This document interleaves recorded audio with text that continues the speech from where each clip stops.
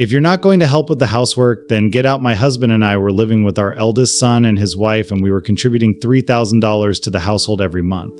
However, this is the kind of abuse we received from our daughter-in-law. She has also harassed us in other ways.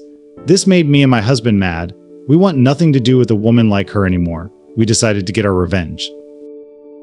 My name is Catherine. I am 62 years old, working part-time, and live with my husband, John, who is of the same age. John is a kind and hard-working office worker, so we have a stable income, and we have never had a major quarrel. We have a son named Tom, who is 32 years old. Tom fully resembles his father and has grown up to be a very kind person.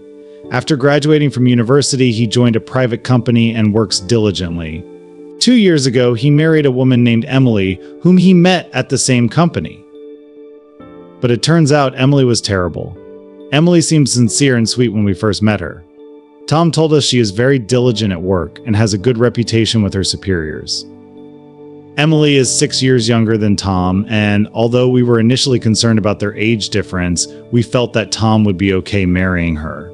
After their wedding, Tom and Emily started living together in an apartment. After getting married, Emily said, "I'll take over all the household chores on behalf of Tom," and became a full-time housewife. It seemed like Tom was really grateful for that. Because Emily takes care of the household chores so well, I can focus on my work. I'm truly grateful. Both my husband and I had no doubt that our son had married a good woman. But over time, Emily began to show her true colors. First, there was an occasion where all the relatives gathered for New Year's and we saw Emily there. However, at first, I didn't recognize her. This was because she had drastically changed her appearance. When we had met her previously, Emily had black hair and didn't wear heavy makeup. She looked very much like a quiet and demure woman, but now she has transformed into a flashy blonde, like a teenager. She also wore a big necklace around her neck, making it hard to believe she was the same person. Not only my husband, but also the other relatives were taken aback by her drastic transformation. That's when Tom stepped in to smooth things over. I'm sorry for surprising you all. One day I came home from work and suddenly Emily had changed her look like this. It was a huge shock for me too, but she does all the housework properly and we have no problems. Besides, Emily is a full-time housewife. Please let this go. Hearing this, I felt relieved. If Tom says it's okay, then it's fine. I was just surprised by her changed appearance. I'm sorry for that. We shouldn't judge people by their looks, and it's not my place to complain. The others also seemed to agree. After that, we all enjoyed drinking together.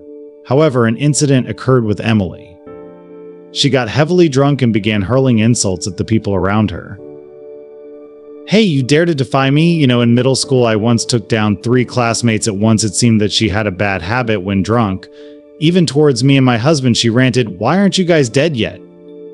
You old nuisances, nobody's happy with you alive." Those words deeply hurt me. Even when drunk, there are things one should and shouldn't say. My husband looked angry too.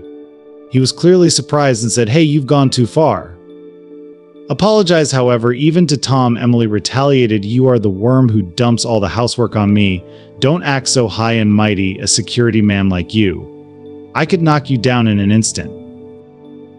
After that, Emily only got more unruly. She verbally attacked everyone inside, causing trouble. Eventually, she passed out from the alcohol and finally quieted down, but the mood was completely ruined. Everyone was angry at Emily. One of the relatives then remarked, "Emily mentioned earlier about knocking down her classmates. Was she a troubled kid?" No, Emily graduated from a national university. I thought she was genuinely a serious person at heart, but despite what Tom said, that relative looked skeptical. Just because she claims to have led an honest life doesn't mean there is solid proof, right?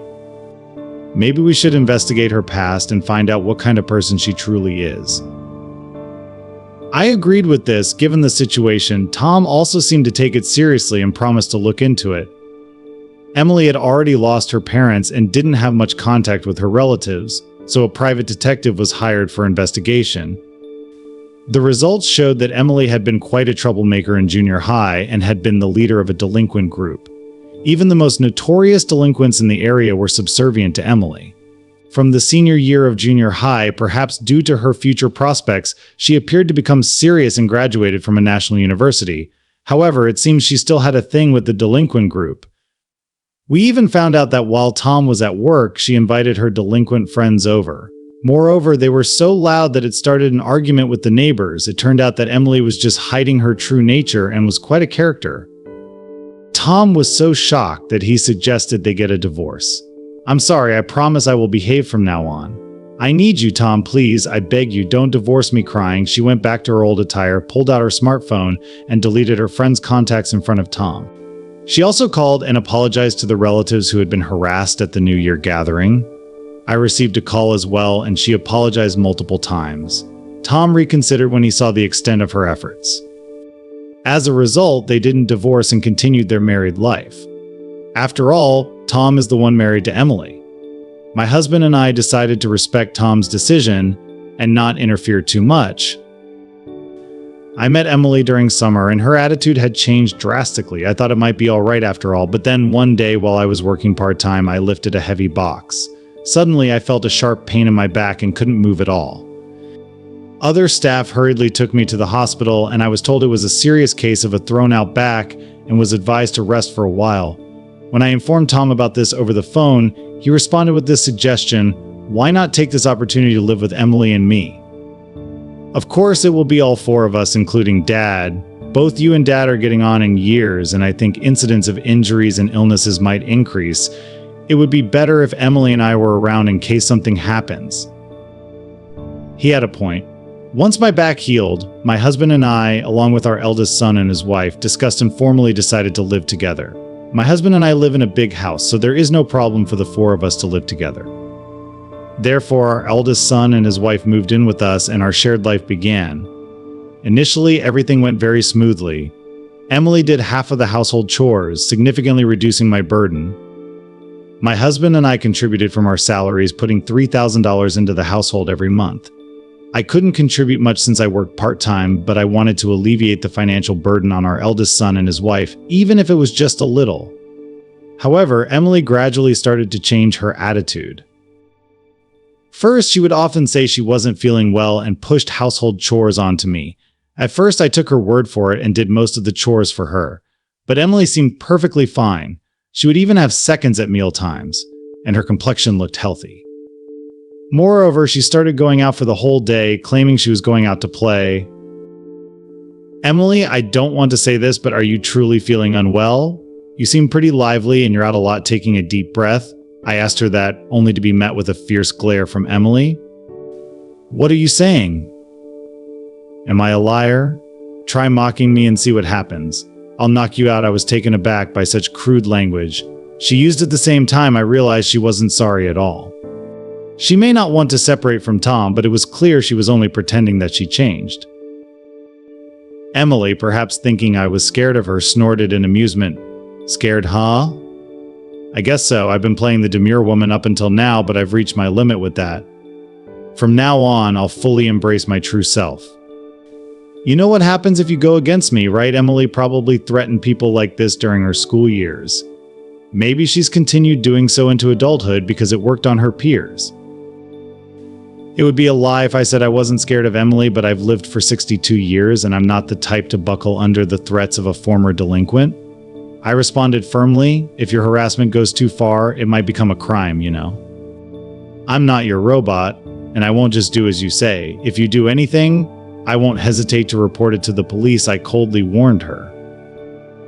Emily was clearly taken aback by my unexpected response, though she quickly retaliated, "Shut up, I won't forgive you." Emily's loud shouting brought Tom and my husband running, clearly startled. It was Saturday that day, so everyone was at home. I quickly explained the situation to them, and both looked displeased. We all agreed that we should discuss it immediately. My husband said to Emily, "First, apologize to Catherine," but Emily had no intention of apologizing. Instead, she crossed her arms in a defiant manner. "Why should I apologize to that old hag? I thought I'd had Catherine handle the housework, so that's why I agreed to live here. Despite that, my burden hasn't reduced as much as I hoped. What's wrong with being angry at someone old and useless? You're just a burden." Tom, my husband, and I were all in shock. How selfish could she be to have that as her reason for living with us? Emily continued with more audacious words. "No matter what anyone says, I won't change. From now on, you all will be my hands and feet. Oh, but I don't need Catherine or John. If you're too old to do the chores, then you are useless. Get out." Hearing this, my patience finally ran out. I resolved to have nothing more to do with such a woman. I planned my revenge in my head. It seemed my husband felt the same intense anger. It was rare to see him, usually so calm, with such an angry look on his face. And then he made a suggestion, maybe we should move out. Then I also felt the urge to get away from Emily immediately, so I nodded and said, yes, let's do that. My husband and I quickly packed some essentials and left immediately. Since we couldn't move large items like dressers on the spot, we decided to come back for them later. Tom said he still had things to discuss with Emily, so he chose to stay behind.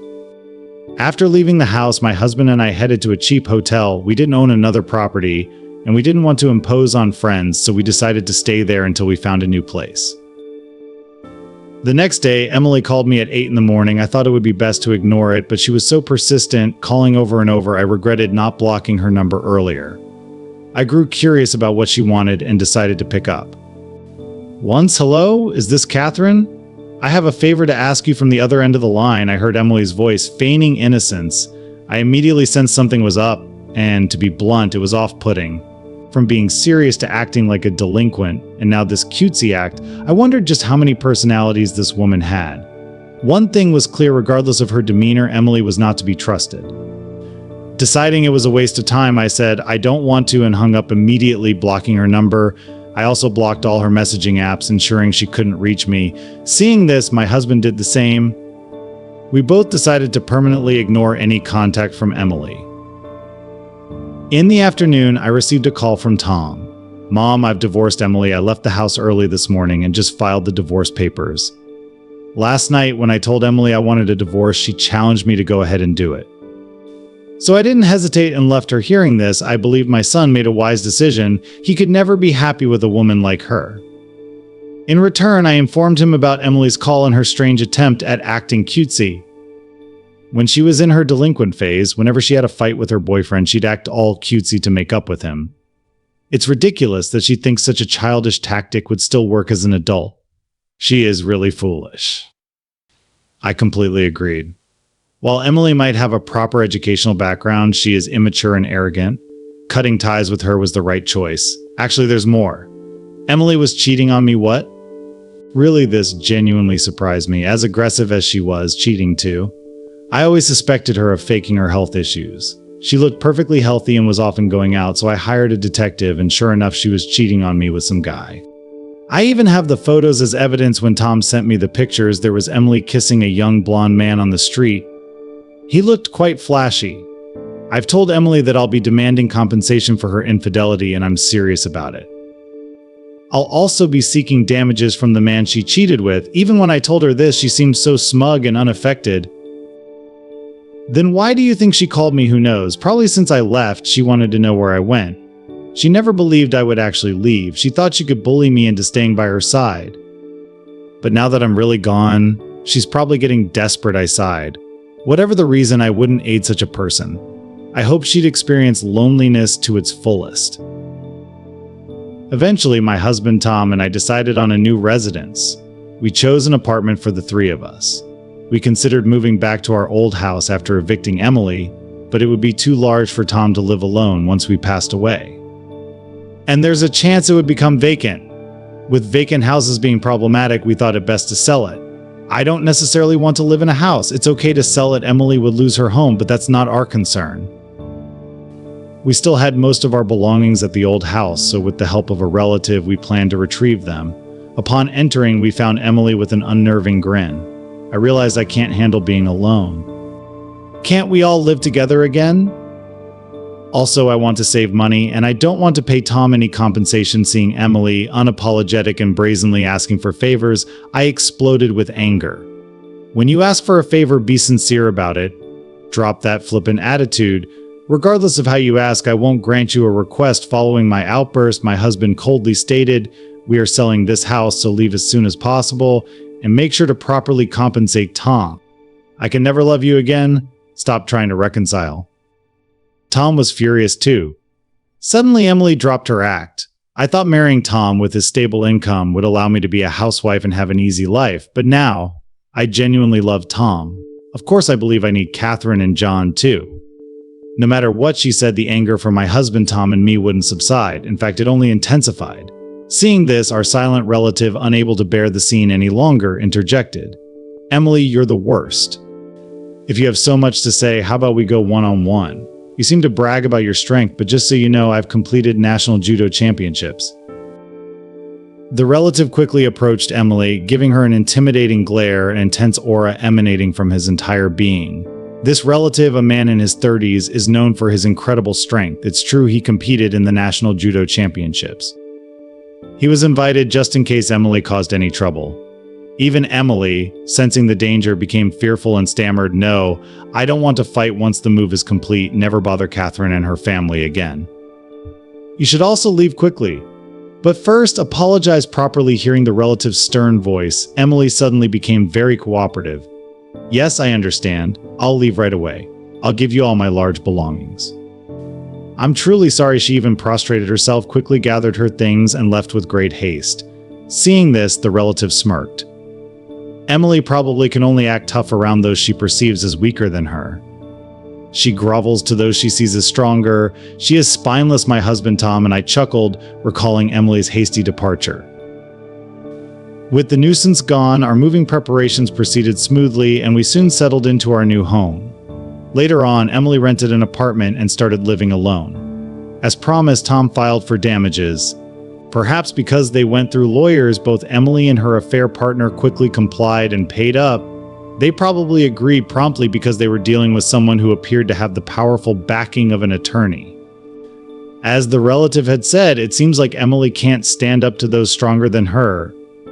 Since then, I haven't interacted with Emily, but I know what she's up to. She was reported as arrested on the news. Combining the news contents, information from acquaintances, and my personal experiences, it seems Emily's life went something like this. After paying the compensation, Emily was left with almost no savings. She tried to remarry her affair partner to be taken care of, but he disappeared without a trace. Desperate, she got a job at the private company, but quickly quit after verbally abusing her boss. Then, shamelessly, she approached my workplace, my husband's and Tom's, demanding money, but the three of us completely ignored her and didn't engage at all, so she seemed to give up eventually. Buried in debt and desperately needing money, she reached out to delinquent friends, but no one seemed willing to help the now jargon-trodden Emily. Enraged, Emily assaulted one of them severely and ended up getting arrested, leading her to prison. My husband Tom and I all shared that sentiment. She got what she deserved. She kept up her mistakes since her school days, always putting on a facade without ever reflecting on her actions. For someone like her, prison seemed like the appropriate place. I hope she takes this time to reflect on her past actions. On the other hand, my days with my husband and Tom have been peaceful. The three of us live harmoniously, and we are even planning a trip for the next long holiday. Additionally, our apartment, though smaller compared to the house, is easy to clean and is conveniently located near the station. Moving was definitely the right decision. We wish to continue enjoying our serene life together.